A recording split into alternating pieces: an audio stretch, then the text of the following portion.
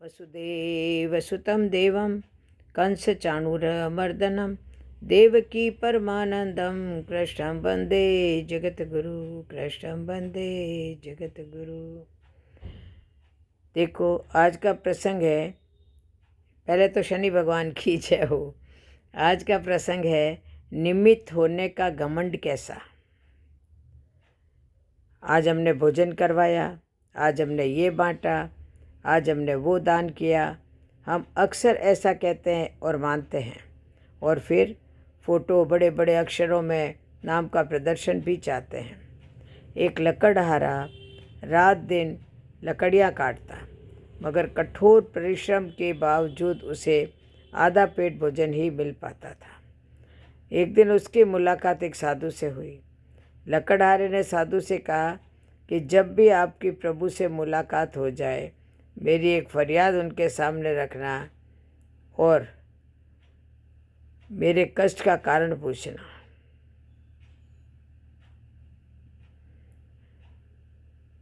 कुछ दिनों बाद वह साधु फिर बोल मिला। लकड़हारे ने उसे अपनी फरियाद की याद दिलाई तो साधु ने कहा कि प्रभु ने बताया है कि लकड़हारे की आयु 60 वर्ष है और उसके भाग्य में पूरे जीवन के लिए सिर्फ 5 बोरी अनाज है।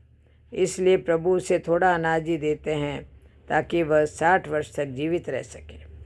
अब समय बीता, साधु उस लकड़हारे को फिर मिला तो लकड़हारे ने कहा, ऋषिवर, अब जब भी आपकी प्रभु से बात हो तो मेरी यह फरियाद उन तक पहुंचा देना कि वह मेरे जीवन का सारा अनाज एक साथ दे दें ताकि कम से कम एक दिन तो भरपेट भोजन कर सकूं। अगले दिन लकड़हारे के घर 5 बोरी अनाज पहुंच गया। लकड़हारे ने प्रभु को धन्यवाद दिया और उसकी फरियाद कबूल कर उसे उसका सारा हिस्सा भेज दिया है।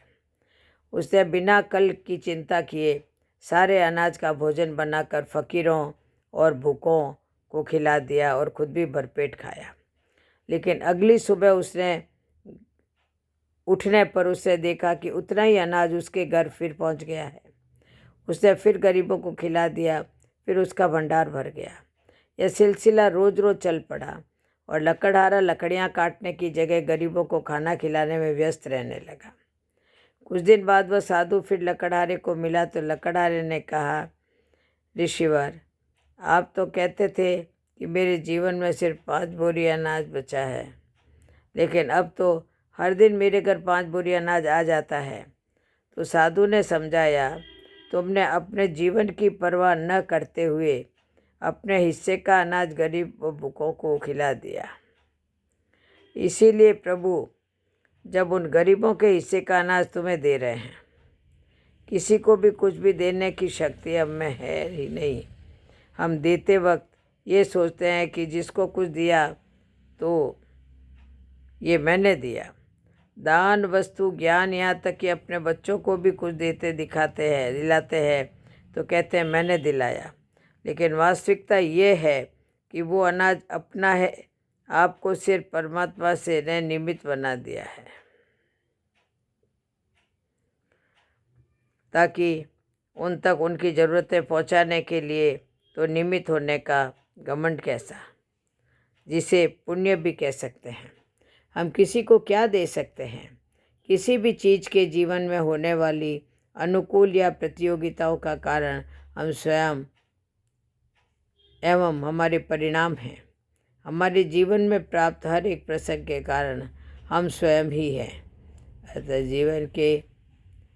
अतः किसी और का नहीं, अपने विचारों को विशाल बनाएं। आप देखेंगे कि आप और आपके साथ वाले सभी आनंद में जीवन व्यतीत करेंगे।